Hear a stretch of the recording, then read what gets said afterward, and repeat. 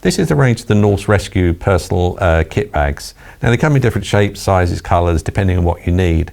So you can either buy the empty bags and then put the equipment in you need, or we do these bags fully kitted. So if you have a look on our website, you'll see there's some of these kits are fully kitted.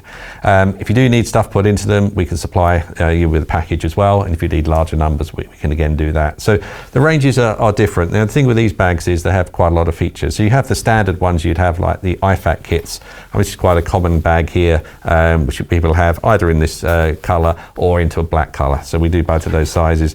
There's more personal kits, which are very small kits, and this one has the external tourniquet and just enough bits and pieces in there. Then you can have the kits in red, so if you need them, a red type bag, you can have that. And once you open them up, you'll see there's plenty of room inside and the straps to hold items in. So you can put your dressings, tourniquets, all the bits and pieces you need inside the bag nice and easily. And this one's also got a little pocket on the front. And then we have other kits like this, which is much smaller, again, designed to go on your waist, so it depends what you actually need.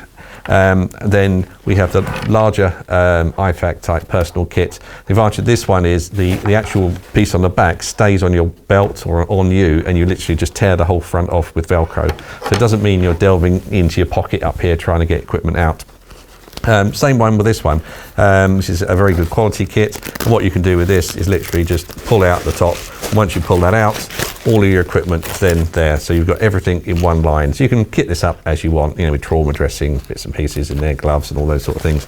And also it's just secured in place. So this is a nice, easy way round of keeping all your equipment in one place, but easily be able to get it in an emergency. And then finally, this one is just another version. It's got the leg strap on there as well. So if you've got this and you want your pouch down on your thigh, that's an ideal bag. So this is the general range. So if you need more help, have a look at the website or get in touch with us.